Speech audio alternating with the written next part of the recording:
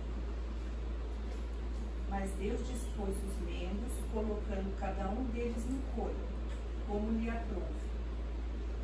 Como aprouve a Deus, não é a mim, não é ao pastor, não é ao conselho da igreja, enfim. Deus aprouve colocar o irmão naquela função que ninguém vai perceber que ele existe quase, né? Porque o trabalho dele não aparece, né? É de bastidores, ninguém vê, às vezes ninguém sabe o nome dele, mas Deus quis que ele trabalhasse ali, e se ele estiver exercendo o ministério dele nos bastidores, com diligência e com fé, ele está sendo honrado por Deus. Ele é aquela mão que não pode fazer falta para o corpo, embora na nossa visão a gente possa perder uma mão, um dedinho, né? Um cotovelo.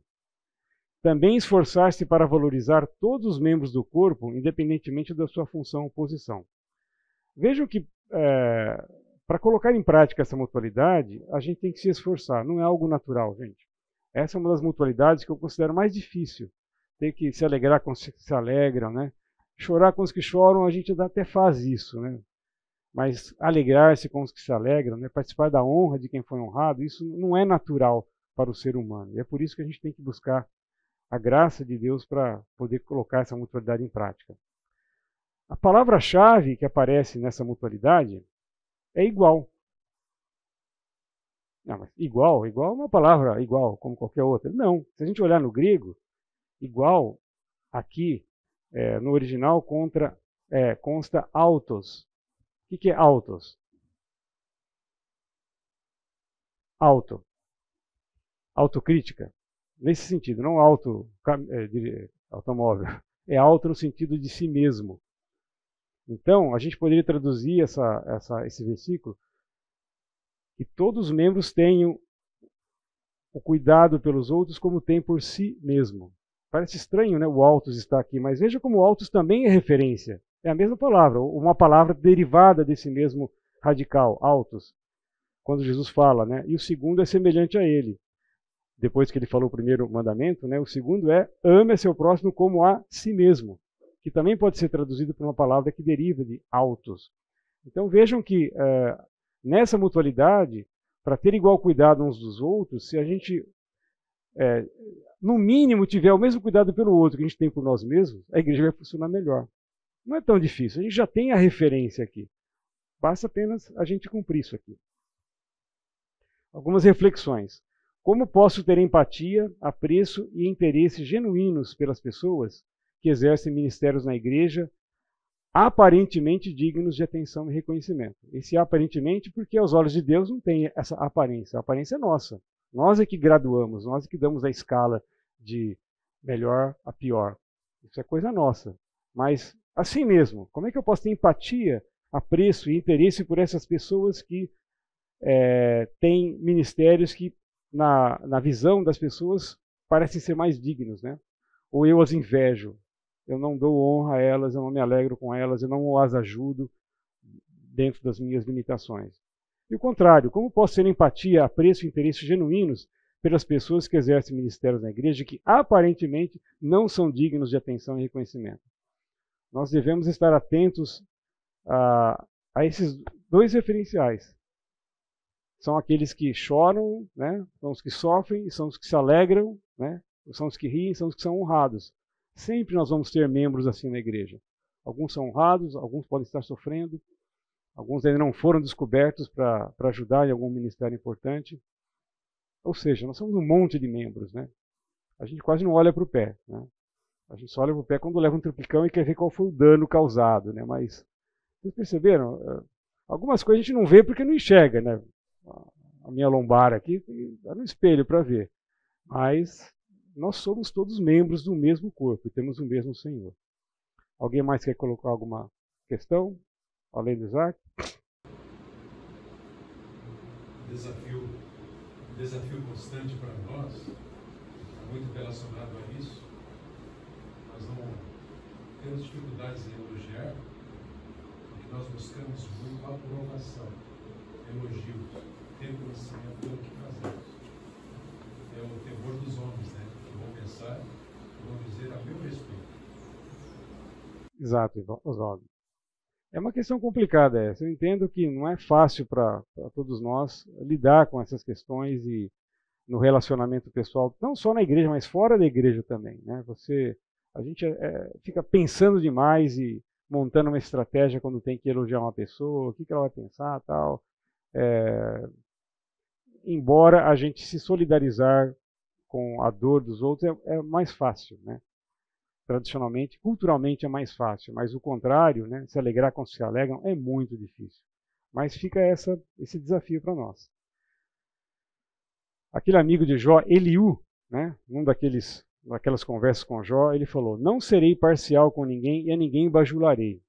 Eu acho que são dois extremos, ou dois modos de comportamento que a gente gosta de utilizar, né? Ser parcial com quem a gente acha que é mais honrado. Eu vou dar preferência para ele. Ou bajular a pessoa porque ela é mais honrada, né? Ou o contrário, né? Eu vou ser parcial com a pessoa, vou tentar isolar um pouco porque ela não vai me acrescentar nada, né? Ser amigo dela, estar próximo dela, trabalhar com ela na igreja. Então, vou procurar manter a minha. Então, vamos lá. Outra mutualidade, não julgar uns aos outros.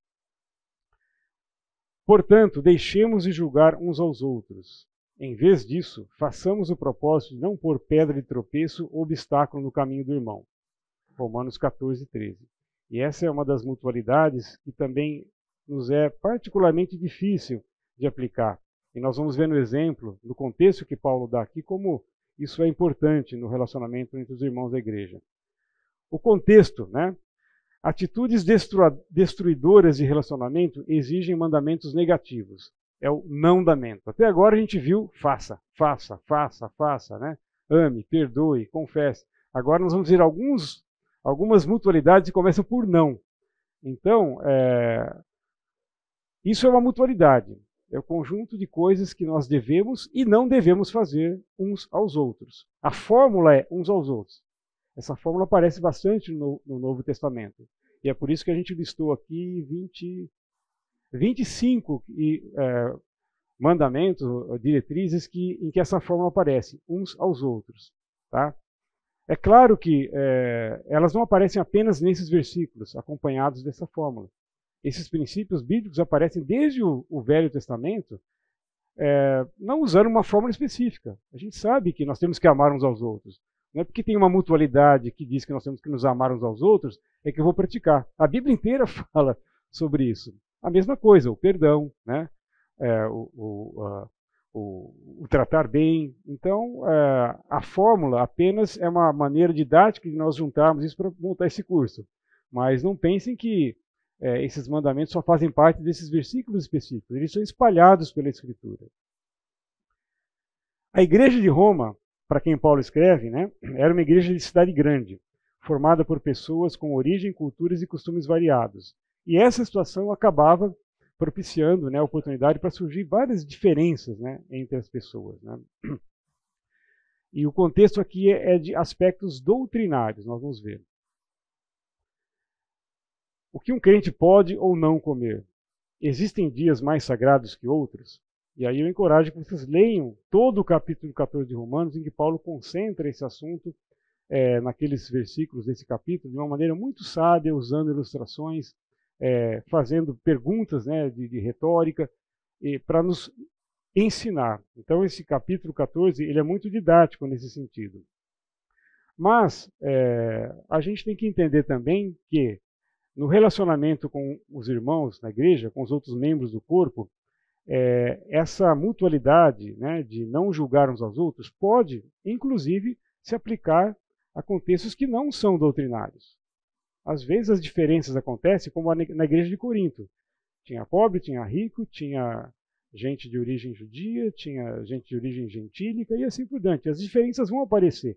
E conviver com pessoas de culturas, costumes diferentes leva, né, às vezes, a um certo atrito no relacionamento. Então, embora o contexto seja doutrinário, nós podemos aplicar isso no contexto também extra-doutrinário.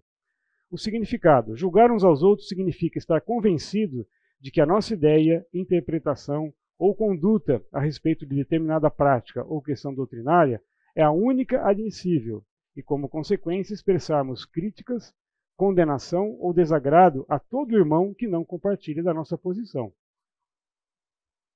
Isso está muito evidente nos dias de hoje no contexto político. Mas Paulo está falando aqui do contexto doutrinário. Mas, se a gente quiser aplicar a sabedoria divina, a gente vai usar isso em todos os aspectos da nossa vida também, né? Mas para o bem dos relacionamentos na igreja, né, esse não julgamento pode fugir também das questões doutrinárias. Não precisa se restringir apenas a isso. Afinal, seria muito contraditório da nossa parte se numa questão doutrinária a gente colocasse isso em prática. Mas dentro da mesma igreja, por uma questão não doutrinária, a gente começasse a julgar.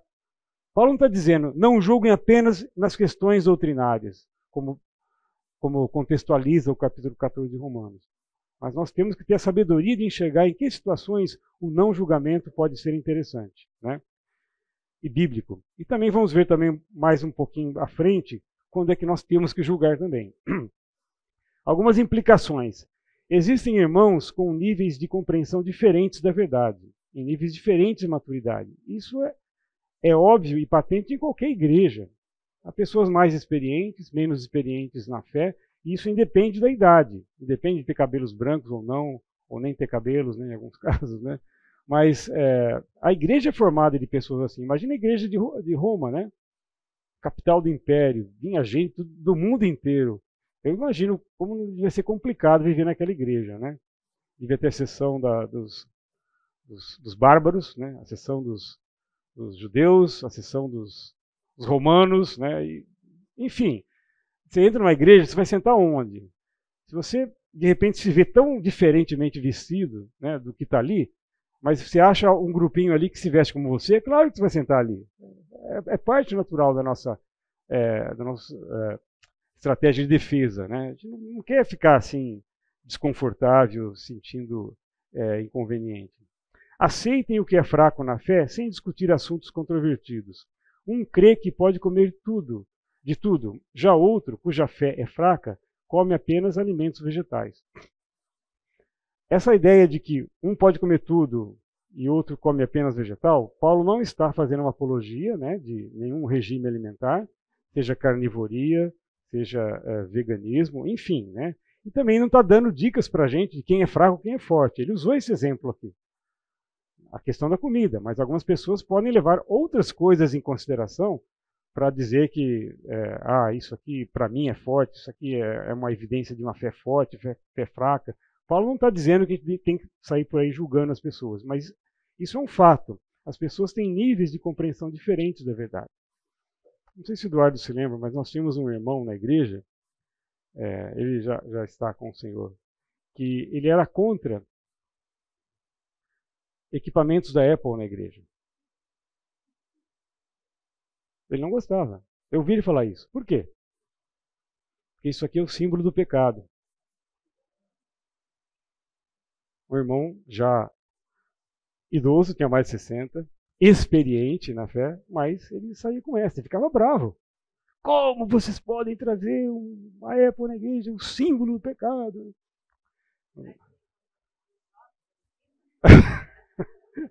Não sei. Mas, enfim, tudo bem.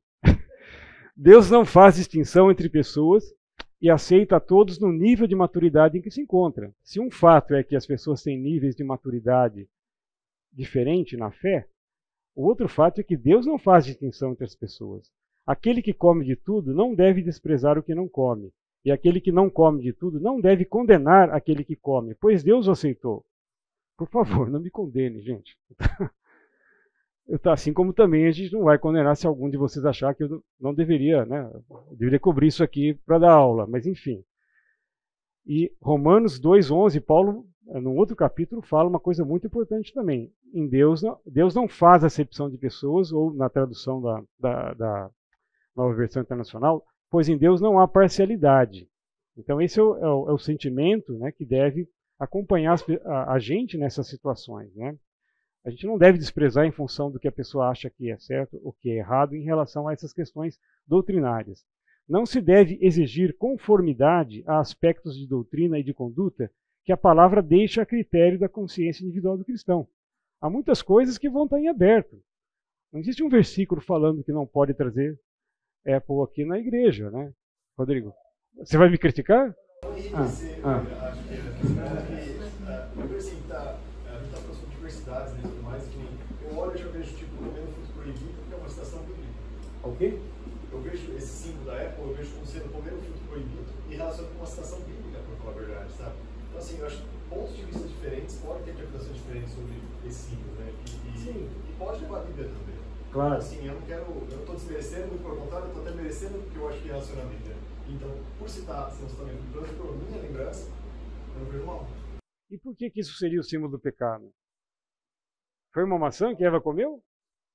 E se foi, ela deu mordida exatamente aqui? Enfim, mas a contribuição do Rodrigo é importante. Às vezes as pessoas se baseiam em coisas para achar que estão certas ou erradas, que às vezes não tem uma base muito bem consistente, né? Mas enfim, assim, seja qual for o seu modo de crer a respeito dessas coisas, que isso permaneça entre você e Deus. Feliz é o homem que não se condena naquilo que aprova. E a palavra vai deixar em aberto algumas questões que, sabe, não são fundamentais para a fé cristã, para a doutrina de Cristo. E aí a gente tem que usar de sabedoria, né? É claro que se um irmão quiser radicalizar e criar a igreja do Windows, ele pode, né? E não deixar ninguém que usa a Apple entrar, mas é certo isso, né? Então, a palavra não entra em algumas questões e nós vamos ter que ter a sabedoria e o cuidado para examinar isso à luz desse capítulo 14 de Romanos, que é muito importante. Embora certas questões sejam deixadas ao critério individual, e nós sabemos que sim, cada um deve ter plena convicção de que aquilo que faz ou pensa agrada e glorifica a Deus. Defender uma posição em que a gente não tem certeza da sua consistência e, com base nisso, começar a fazer divisão entre as pessoas, julgar as pessoas, isso é forte, isso é fraco, isso é completamente errado e pecaminoso. Há quem considere um dia mais sagrado que outro. Há quem considere iguais todos os dias. Cada um deve estar plenamente convicto em sua própria mente. Aquele que considera um dia especial para o Senhor, assim o faz. Aquele que come carne para o Senhor, come, pois dá graças a Deus. E aquele que se abstém para o Senhor, se abstém, e dá graças a Deus. Viram qual é o princípio aqui? Não são as coisas em si que se fazem ou que se deixam de fazer, que se comem ou se deixam de comer, de beber e assim por diante. Mas para quem isso é feito? Qual é a atitude interior de coração que orienta aquela atitude em relação a uma coisa ou outra? É isso que nós devemos enxergar nas pessoas. Não me lembro agora, vou usar a mesma ilustração que eu já usei, né? Fiquei preso a ela, mas se aquele irmão que fala que isso aqui é o símbolo do pecado, ele tem a capacidade de conviver com as outras pessoas em harmonia, apesar de achar isso, trabalha com sinceridade para Deus, se esforça no ministério. Sabe, Deus está aceitando essa pessoa e eu tenho que aceitar ele e conviver com ela, mesmo que ele tenha uma opinião um pouco diferente. O importante é para quem que ele faz isso, a quem ele está querendo agradar. O propósito maior não é criar situações que levem o irmão ou irmã a tropeçarem na fé.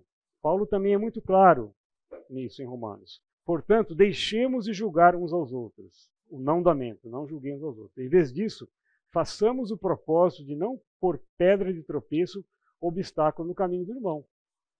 Então, se o irmão tem, às vezes, novo na fé e ele veio para cá com algumas culturas, algumas crenças ou costumes arraigados que ele trouxe da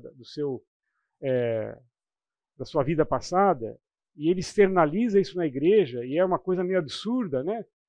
Rir desse irmão, isolá-lo, né? Criticá-lo, admoestá-lo, porque ele está sendo sincero numa coisa que para ele parece natural, isso é errado. A gente não pode julgar as pessoas nessa situação. E o propósito é não colocar pedra de tropeço na frente dele. Você fala, olha, você não está com nada, isso é errado, não é bem assim, veja bem aonde você está chegando agora, essa igreja pensa assim. Isso é uma pedra de tropeço que muitos não conseguem suportar se forem ainda muito imaturos na fé. Se seu irmão se entristece devido ao que você come, você já não está agindo por amor. Por causa da sua comida, não destrua seu irmão, por quem Cristo morreu. Aí há uma capacidade interior muito grande e que eu acho que Deus tem que ajudar. A gente se abster de fazer alguma coisa que nós achamos legítima, né? Válida, apenas para não escandalizar ou não pôr uma pedra de tropeço no irmão. No tempo certo, ele vai amadurecer, ele vai encarar diferente, Deus pode trabalhar no coração dele, mas no momento Deus precisa trabalhar no meu coração. Sou eu que tenho que cuidar para que eu não ponha nada para ele tropeçar. E depois, na hora certa, Deus vai tratar com a vida dele e ele pode ser instruído por outras pessoas, por mim mesmo, ou ele vai ler alguma coisa e, puxa, eu estava pensando errado. Mas a nossa obrigação como cristãos, conhecendo essa mutualidade, é não deixar que ele tropece em nada. É como uma criança, né? Está começando a andar, nossos filhos, nossos netos, a gente vê alguma coisa a 2 metros, ele vai bater ali, a gente vai lá, já tira. É que esse é o cuidado que a gente tem que ter. Tratar a pessoa como uma criança mesmo, na fé. Não destrua a obra de Deus por causa da comida. Olha que coisa séria, né? Que advertência séria, né? Comer é bom, beber é bom, mas se isso vai servir de tropeço ao meu irmão, eu posso me abster por amor a ele e por amor ao Senhor. Todo alimento é puro, mas é errado comer qualquer coisa que faça os outros tropeçarem. É melhor não comer carne, nem beber vinho, nem fazer qualquer outra coisa que leve seu irmão a cair. E a gente sabe, né? Nossa, tem casos e casos de crentes que foram julgados por outros porque tomaram vinho ou porque entraram na igreja com o hábito de fumar ou fazer qualquer outra coisa. E Paulo está sendo muito claro aqui em Romanos. Então essa é uma mutualidade tremendamente importante também para o relacionamento do corpo de Cristo. Os valores do reino exigem atitudes do reino. Não basta a gente saber quais são os valores do reino. A gente tem que agir de conformidade com essa escala de valores. Pois o reino de Deus não é comida nem bebida, mas justiça, paz e alegria no Espírito Santo. Aquele que assim serve a Cristo é agradável a Deus e aprovado pelos homens. Por isso, esforcemo-nos em promover tudo quanto conduz à paz e edificação mútua. É interessante esse esforçar-se aqui, né, que Paulo sugere. Ele sabe que nada disso é natural. Tudo isso envolve uma parcela grande não de esforço na carne, mas de luta com Deus mesmo. Eu sei que eu estou fazendo errado, eu quero fazer certo, mas a minha tendência é fazer o que eu não quero, né? Miserável homem que sou. Paulo falava assim quando ele enfrentava esse dilema.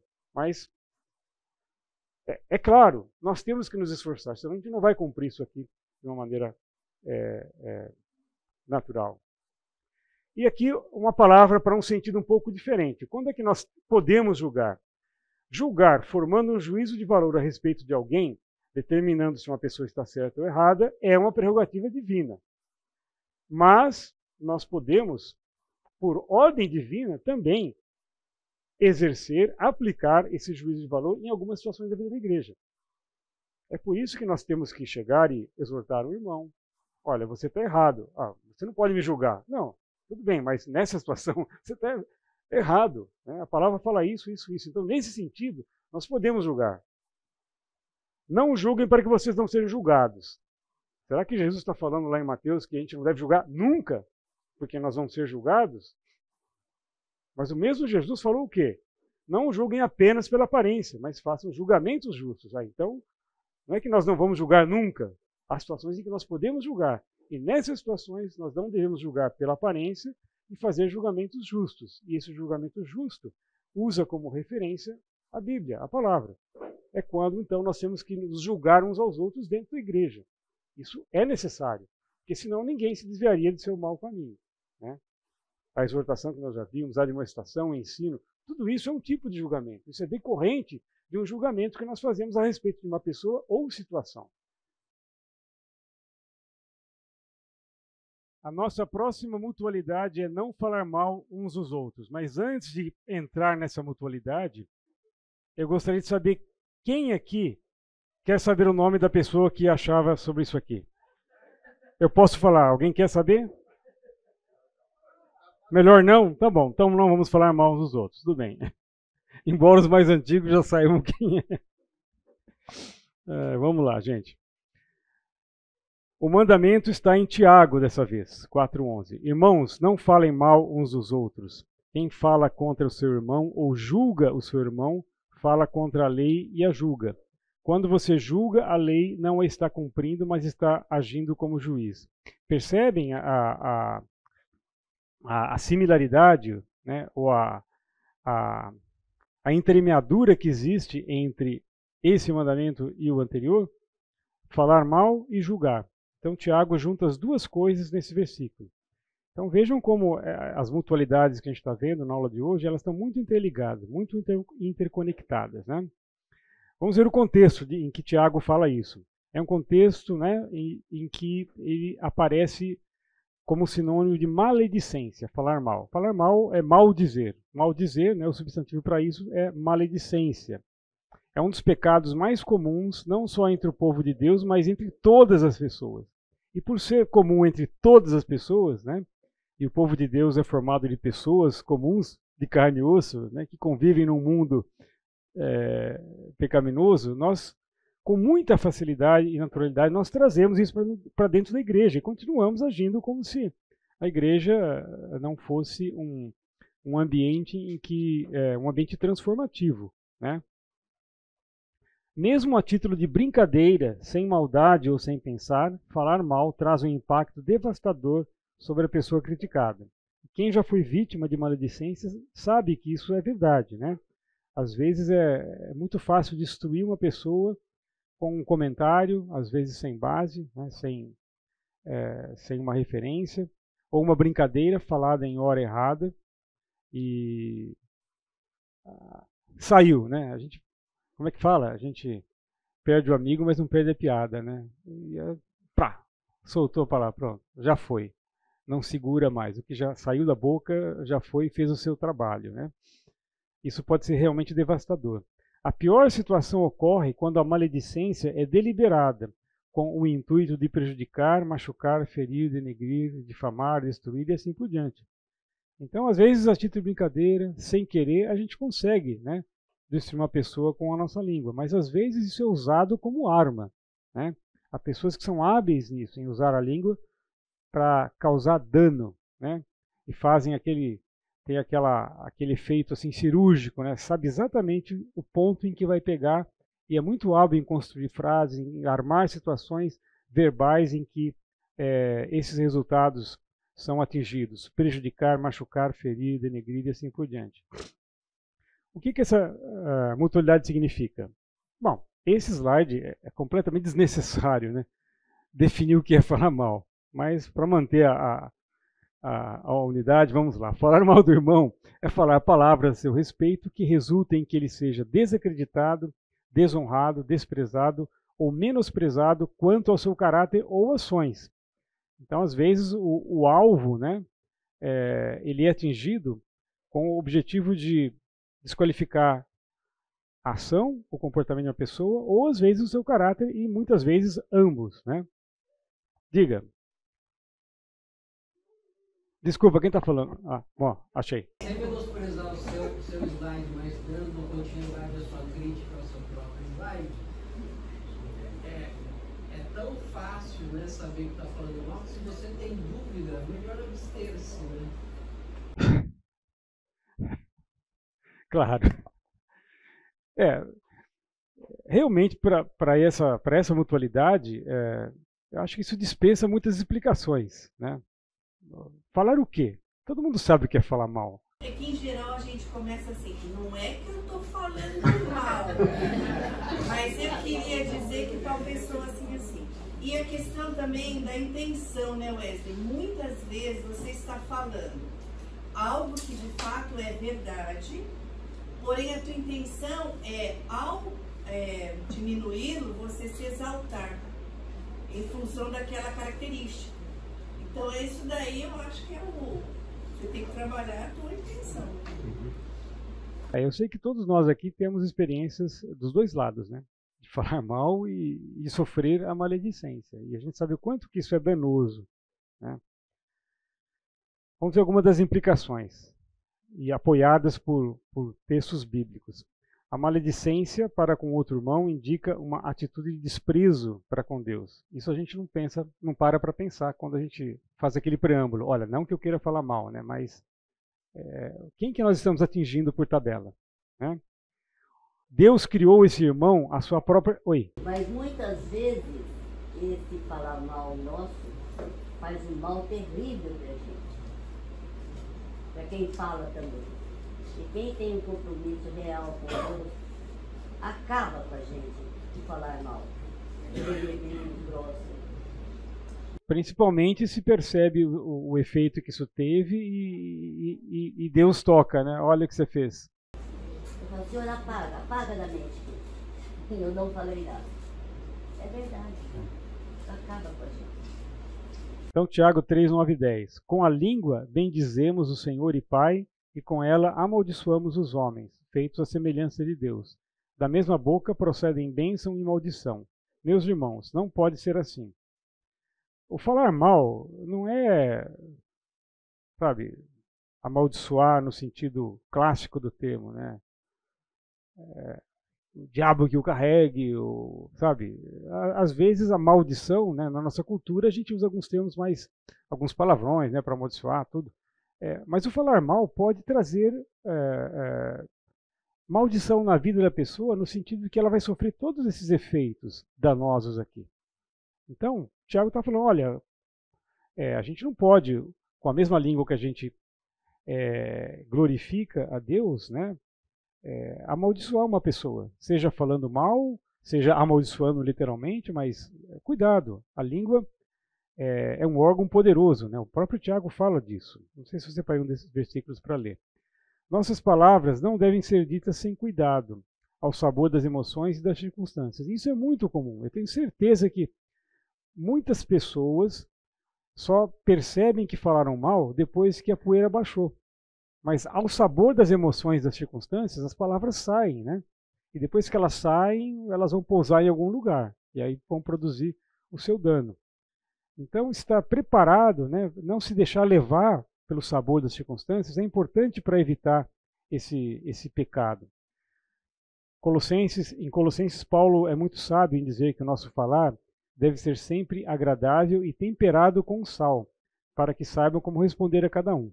O contexto é um pouco diferente, mas a ideia que Paulo traz aqui é de que a gente tem que pensar para falar, né? Ser sempre agradável e temperado, né? Para temperar, a gente tem que pegar o sal, tem que saber quanto vai colocar. É uma atitude que não é simplesmente mecânica. Você não vai pegar e ficar conversando e fazer assim com o sal. A gente sabe qual é a quantidade necessária para aquele alimento, dentro do que o médico falou que eu posso tomar e que é gostoso para poder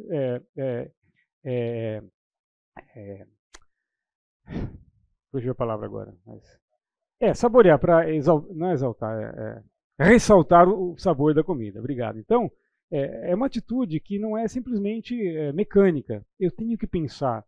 Se eu percebo que vem aquela vontade de falar alguma coisa, para um pouco. A gente não é assim, a gente não é refém das circunstâncias ou das emoções. Muitas vezes somos, infelizmente, mas não deveríamos ser. Porque nessas horas a gente faz coisa que não deve e fala coisa que não deve também.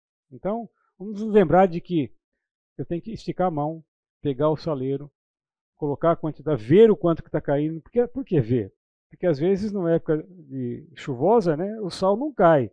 Aí a gente fica assim, né? Aí cai aquele monte. Então, temperar com sal não é uma simples ação mecânica trivial. A gente tem que saber o que está fazendo. Então, Paulo usa essa imagem aqui para que, olha, faça assim com as suas palavras, né? Ainda que um cristão venha cometer algum erro ou pecado, eu não devo falar em detrimento dele com maledicência. De novo, a questão do julgar. Se eu percebo que a pessoa cometeu algum erro ou pecado, eu não vou chegar na cara dela, né, colocar o dedo e você... Tem um jeito certo de fazer isso. Tem as pessoas certas, as palavras certas, o momento certo de fazer todas essas coisas. Mas ficar espalhando boatos, isso é falar mal, mesmo que o motivo seja bom, justo. A palavra provê vários procedimentos para serem adotados em tais situações. E muitos desses procedimentos são mutualidades que nós vimos ou ainda vamos ver, não é, Eduardo? Instrução, exortação, admoestação, edificação. Então, Deus tem o protocolo certo para a gente usar nessas horas. A gente não pode se exaltar e como fala Tiago, dar uma de juiz, né? Vamos dar uma de juiz. O único juiz é Deus. Isso vale para essas situações também. Alguns textos bíblicos sobre maledicência. A gente vê que não é uma coisa dos nossos dias apenas, né? Provérbios 16, 28. O homem perverso provoca dissensão, e o que espalha boatos afasta bons amigos. Ou sou eu que espalho boatos, ou às vezes os boatos foram espalhados a meu respeito, meus amigos, enfim, está feita a dissensão. A dissensão já foi provocada pelo homem perverso.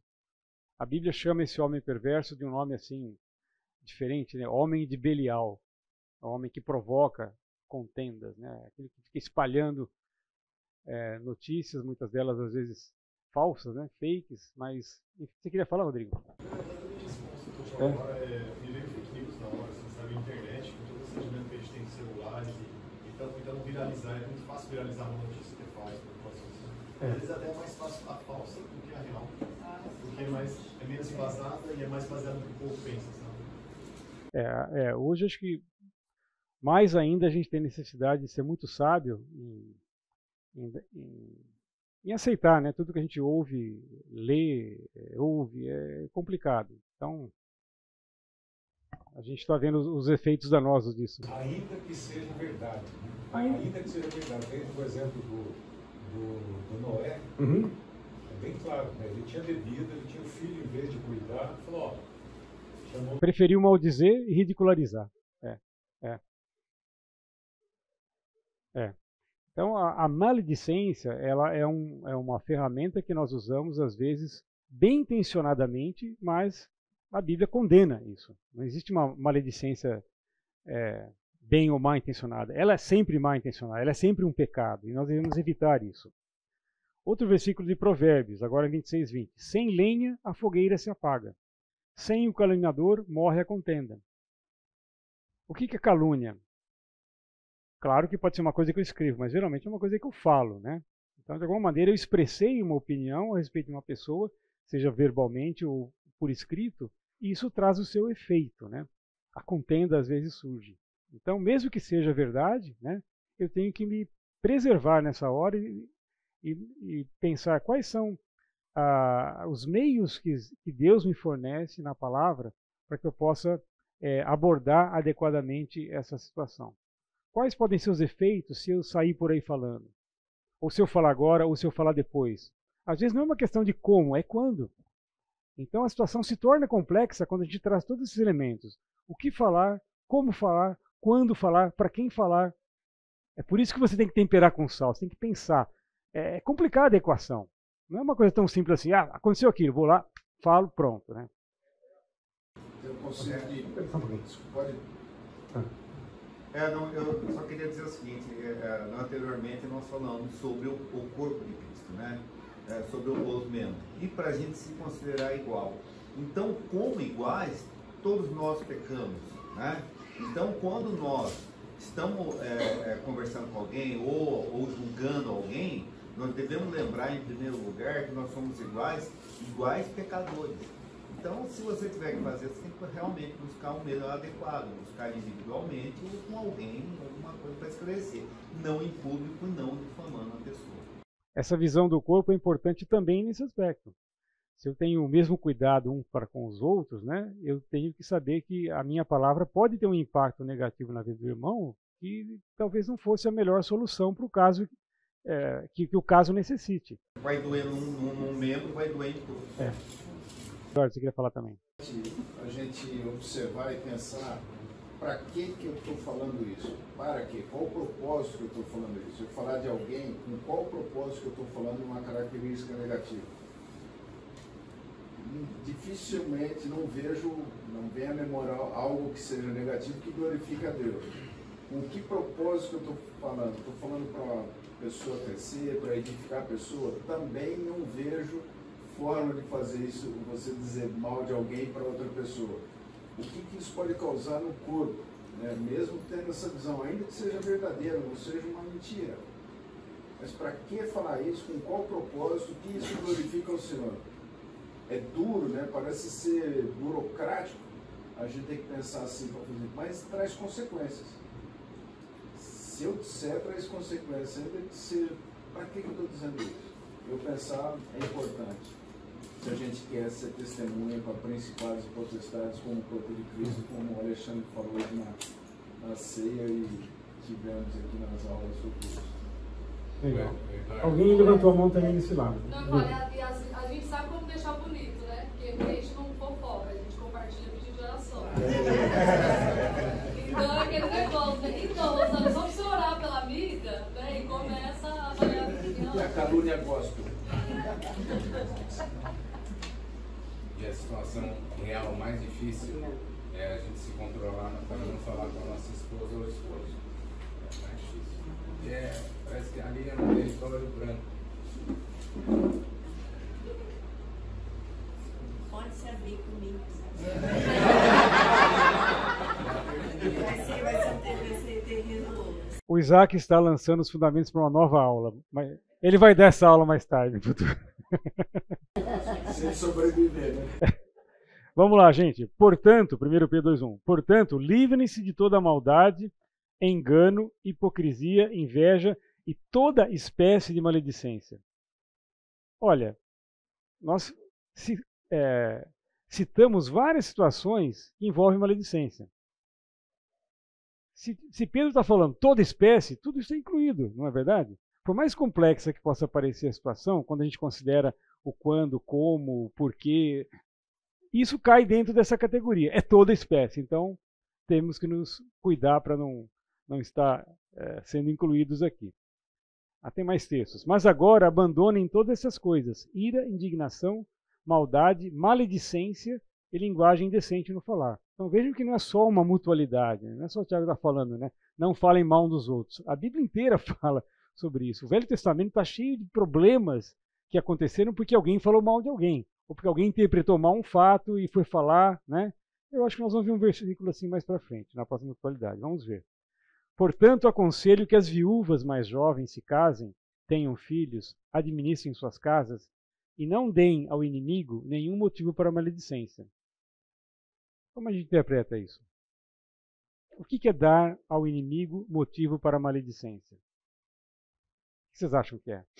Ele não vai acreditar se eu falar de Deus, porque você é igual a mim. É um dos motivos. Pode ser, sim. Alguém tem mais alguma interpretação? Ele estava demonstrando para elas terem tarefas, se concentrarem nas tarefas e não ficar de casa em casa e desocupadas e dando motivo para que falassem mal desse tipo de atitude delas. A ênfase, né, aqui, tudo bem, o contexto é das viúvas mais jovens, mas a ênfase é que o inimigo, ele é um colaborador da maledicência. Ele está interessado em criar maledicência. Então, qualquer coisa que nós façamos que dê motivo para a maledicência, o diabo vai usar isso aí e vai capitalizar em cima, percebem? Então, claro que a ênfase é como vocês falaram, as viúvas têm que tomar cuidado, elas não podem ficar soltas aí, né, de casa em casa, ficando fofoqueiras e tal, mas alguma atitude errada em que as viúvas ou qualquer um de nós tropece, isso pode dar motivo para que surja a maledicência. E essa maledicência é insuflada pelo inimigo. Então, Satanás é parceiro da nossa maledicência. A gente tem que tomar cuidado com isso. É grave, né? E, finalmente, vamos para a última mutualidade, que também está relacionada muito com essas que nós já vimos agora. Não se queixar uns dos outros. E o mandamento está em Tiago também. Irmãos, não se queixem uns dos outros, para que não sejam julgados. O juiz está às portas. De novo, queixar-se associado a julgar. E nós vimos que julgar está associado a não falar mal. Percebem como a conexão entre muitas dessas mutualidades é importante? Existe e é importante? Um pouquinho de grego aqui. Tá, esse falar, queixar, o verbo, né, stenatsu, né, que significa essas coisas todas aí. Suspirar, gemer, lamentar, resmungar. Então são alguns sinônimos, né, que dão expressão ao ato de queixar-se. No caso aqui, Tiago está sendo bem específico. Não se queixem uns dos outros. E nós temos vários motivos de queixa uns dos outros. Já vimos isso em aulas anteriores. Mas qual é o contexto em que isso aparece em Tiago? Por incrível que pareça, parece que é um versículo enfiado no meio de outros que não tem nada a ver. Tiago está falando de paciência. Alguém pode ler para a gente Tiago 5, 7 a 11? Vamos entender o contexto todo. Sede, pois, irmãos, pacientes até a vinda do Senhor. Eis que o lavrador aguarda com paciência o precioso fruto da terra, até receber as primeiras e as últimas chuvas. Sede vós também pacientes e fortalecei o vosso coração, pois a vinda do Senhor está próxima. Irmãos, não vos queixeis uns dos outros, para não seres julgados, eis que o juiz está às portas. Irmãos, tomai por modelo no sofrimento e na paciência os profetas, os quais falaram em nome do Senhor. Eis que temos por felizes os que perseveram firmes. Tendes ouvido da paciência de Jó e vistes que fim o Senhor lhe deu. O Senhor é cheio de eterna misericórdia e compassivo. Tiago coloca alguns versículos sobre paciência, aí fala esse de queixar-se e depois volta a falar de paciência de novo. O que tem a ver esses dois conceitos, queixar-se com paciência? Por que esse versículo parece meio deslocado aqui num texto em que ele fala dos profetas, de Jó, de que Deus é paciente? O que tem a ver isso com queixar-se? Não parece estranho? Mas esse é o conceito do mandamento. Irmãos, não se queixem uns dos outros, para que não sejam julgados. O juiz está às portas. Qual seria a relação? Será que a queixa de pleito diante de Deus, assim, estou me queixando porque alguém está me fazendo mal? Pleito? Pode ser. Ou algum irmão está já cheio do outro irmão, não aguenta mais, e fala, vou perder a paciência, e aí começa a se queixar dele e tal. Pode ser também. O fato é que Deus inspirou, né? O Espírito Santo inspirou a Tiago para inserir esse versículo sobre essa mutualidade, não se queixar, num texto em que ele fala sobre paciência, apelando para os profetas, para Jó, para o próprio Deus. Possivelmente, circunstâncias difíceis e irritantes podem nos levar a reclamar da nossa sorte, onde geralmente temos a tendência de transferir para os outros os nossos estados de depressão, impaciência, irritação e assim por diante. Às vezes a nossa queixa é motivada por isso. Não aguento mais, estou cheio. Né? Tal irmão está me fazendo isso, ou essa situação que foi motivada por isso, porque ele também está me deprimindo. Enfim, nós temos N motivos para nos queixar na vida. Né? Você ia falar alguma coisa, Arno? O fato de pedir paciência também está comunicando, ó, isso não vai, você não vai estar livre disso. Isso vai acontecer porque o ser humano é pecador e tudo mais. É paciência, porque Deus é paciente com você também. Exatamente. Então, assim, não pense que o que está acontecendo com você é algo extraordinário. É natural. Tenha paciência. Não reclame. Em Tiago 5,9, ele fala que a gente não deve se queixar porque nós não somos o juiz. E o juiz está às portas. O juiz está às portas. Quem julga, vem vindo e vai resolver toda a situação, toda a pendência, todo o perrengue. Né? Mas a gente sabe que muitas vezes é a nossa impaciência que nos leva a nos queixar. A gente não aguenta mais a situação, então quer chutar o pau da barraca, quer virar o balde. E Tiago está falando, olha, sejam pacientes, veja o exemplo de Jó, veja o exemplo dos profetas. Né? Deus mesmo tem sido paciente. É muito fácil, nas nossas conversas, deixar transparecer aos outros o desgosto que sentimos por aqueles a quem atribuímos o motivo da nossa situação. Então aqui, o queixar-se está intimamente ligado com o falar mal.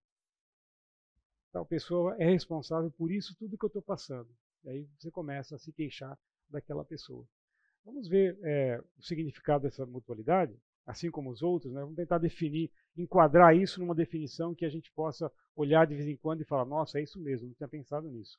Queixar-se de um irmão é quando expressamos, geralmente em conversa reservada, descontentamento, impaciência, irritação ou desagrado contra ele. O propósito explícito ou implícito dessa atitude é acusá-lo ou culpá-lo como responsável pelo aborrecimento que sentimos. Eu acho que 90% das nossas queixas se enquadram nessa situação.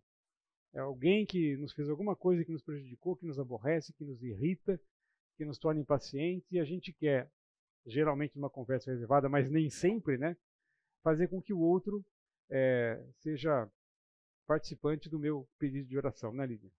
E a gente vai compartilhar o pedido com alguém, né? Este mandamento está diretamente relacionado aos dois anteriores, não julgar, não falar mal. E todos têm em comum o uso pecaminoso da língua.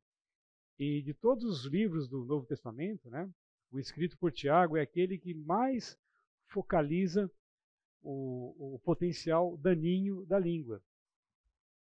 Ele fala, na sua carta, né, o que a língua é capaz de fazer. Incendiar um grande bosque, é uma pequena fagulha que incendeia um grande bosque, e ela tem não lembro agora, o poder do inferno, sabe? Associar o inferno com língua. A gente não pode ignorar esse lembrete de Tiago. Isso aqui é uma demonstração séria. A língua está associada ao poder do inferno. Ela tem capacidade de virar e transtornar situações e deixar o inimigo deitar e rolar. Então a gente tem que ter muito cuidado com queixar-se, falar mal, julgar. A língua está envolvida em tudo isso. Vamos ver alguns exemplos de queixas na Bíblia. A Bíblia mostra exemplos de queixa para satisfazer os próprios desejos e expectativas. A gente vai identificar situações que nós passamos por isso. Lá em Êxodo 17:2. Por essa razão, queixaram-se a Moisés e exigiram: dê-nos água para beber. Ele respondeu: por que se queixam a mim? Por que põem o Senhor à prova? O povo estava sedento, né? A fé do povo estava se secando na areia do deserto, e eles queriam água. E naquela ânsia de conseguir água, eles não estavam medindo as consequências, em que eles estavam se queixando do próprio Deus. Dê-nos água para beber. É aquela vontade irresistível, né, de ter um desejo satisfeito, né, de ter uma expectativa satisfeita, e aí a gente não mede consequências e vamos nos queixar para o que der e para o que vier. Os homens enviados por Moisés, em missão de reconhecimento daquela terra, voltaram e fizeram toda a comunidade queixar-se contra ele, ao espalharem um relatório negativo. Pum! Fake news. Fake news.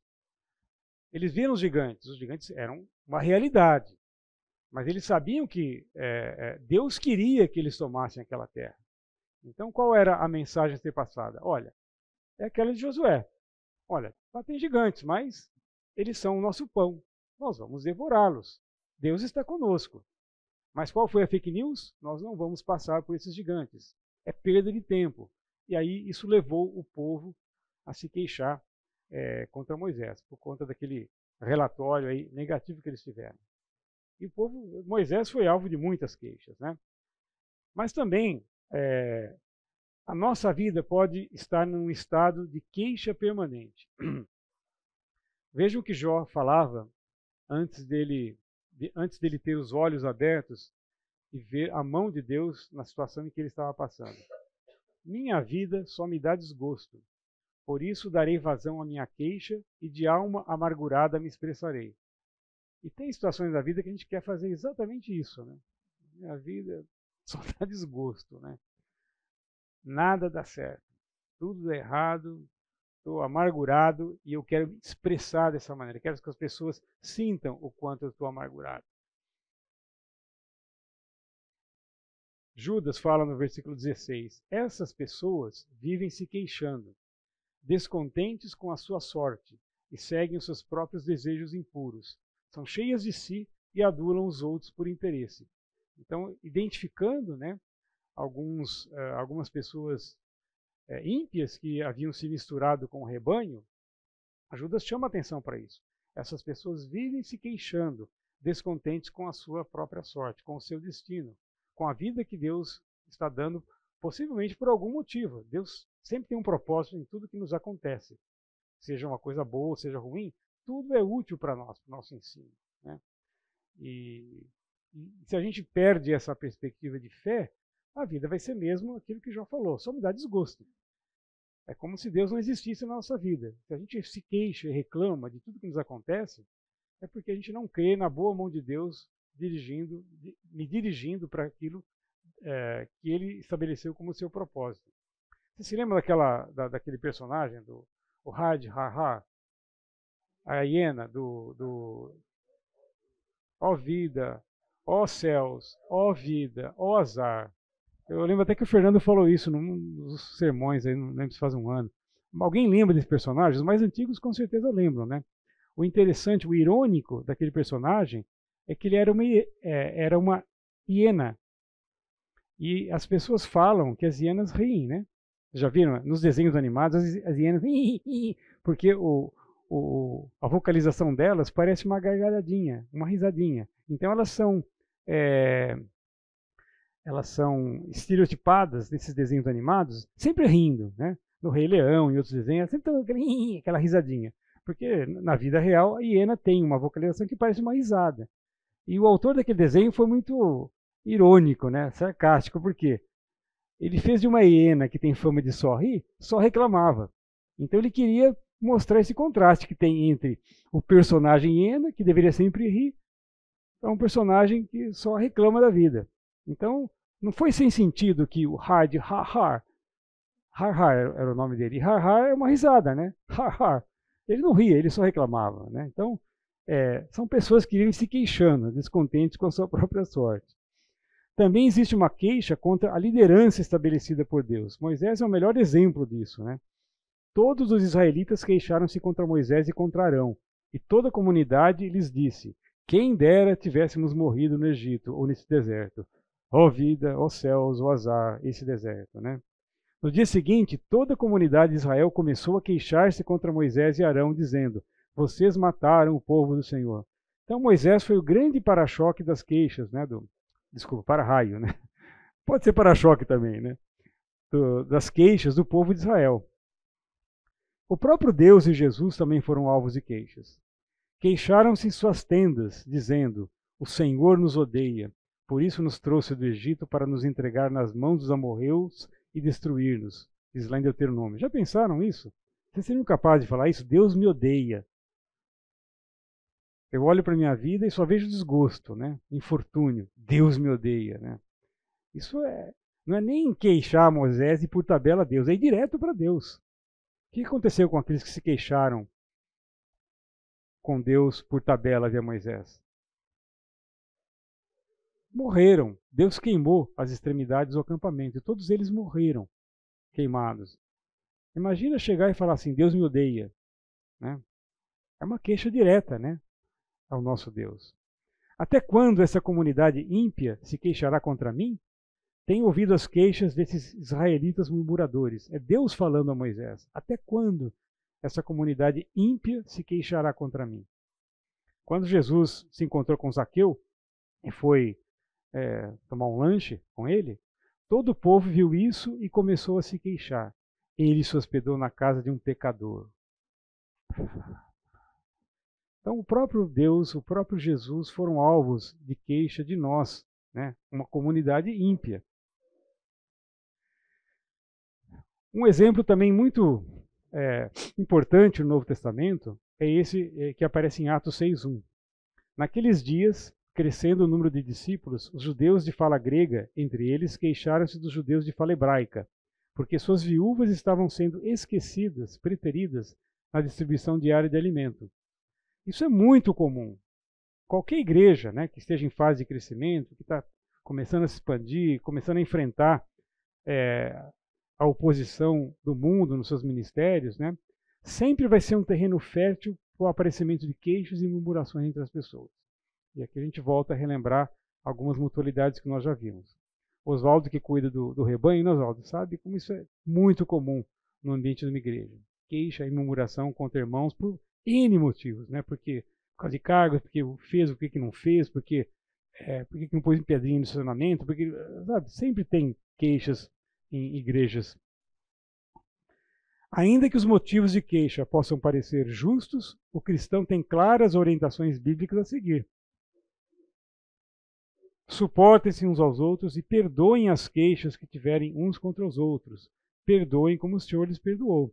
Já vimos isso quando tratamos de perdão, que é uma das mutualidades. Perdoar-se uns aos outros. Perdoar o quê? As queixas que alguém tem uns contra os outros. Vejam como todas as mutualidades estão conectadas. Por isso, exortem-se e edifiquem-se uns aos outros, como de fato vocês estão fazendo. Existe um caminho para cuidar da queixa, da maledicência, do julgamento. Exortem-se, edifiquem-se uns aos outros. Eduardo já mostrou isso para a gente, né?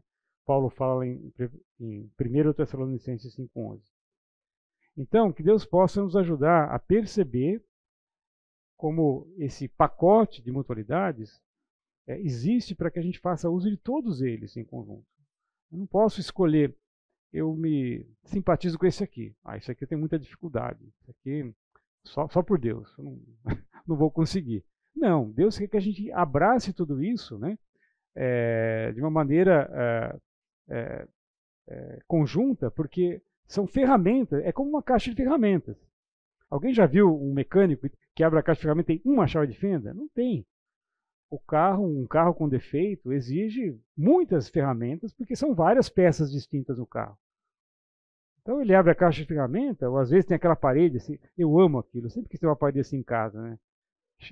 É claro que a Celeste não, mas eu sonho com aquilo, uma parede de ferramenta, eu vou lá, pego uma. Sabe, não é uma ferramenta só que vai resolver o problema. A gente está vendo como todas essas que Deus nos forneceu são úteis para muitas e muitas situações. Gente, ainda temos aí 2 minutos, 3 minutos. Alguém quer comentar mais alguma coisa? Gostei muito dos comentários que foram feitos ao longo da aula. Né? Acho que foram bem inseridos no momento certo e bem apropriados. Mas a palavra está aberta para quem quiser acrescentar mais alguma coisa. Wesley, só lembrei de uma coisa. É um problema de memória. Só uma coisa, você lembra? Você pode falar dessa coisa. A gente erra muitas vezes por causa da nossa precipitação. Se você parar um pouquinho e não falar nada naquele segundo, quem sabe você deixa de falar ou age com mais...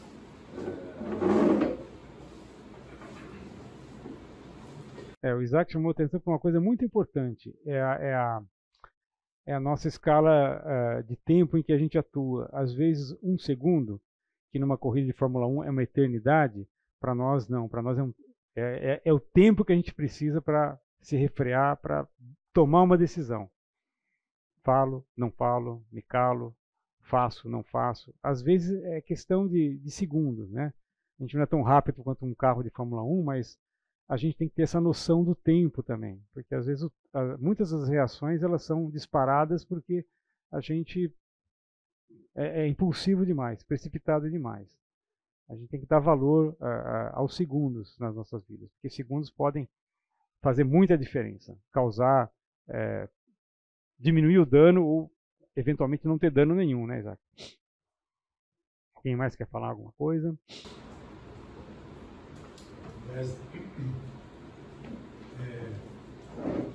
O privilégio que nós temos dado por Deus, né, de sermos um só corpo, uma só família, embora muitos, diversos, coloca sempre sobre nós o desafio, conviver com os diferentes, mas dentro de uma perspectiva que tem a ver com o propósito de Deus. E Deus está trabalhando na minha vida, no meu caráter, através das diferenças daquele irmão, daquela irmã, muitas vezes muito diferente. Eu não preciso perder essa visão de que Deus está trabalhando em cada um de nós para o alvo que é a maturidade e a estatura do Senhor Jesus Cristo. É isso, Oswaldo. Vamos olhar um pouco para nós. Vamos explorar um pouco o autos do grego. Vamos olhar mais para a gente. Chega em frente do espelho, repare, veja a mão, veja você de corpo inteiro, né? E pense, o meu corpo representa a igreja. Assim como o meu corpo está funcionando, depende de todas as partes, a igreja é assim.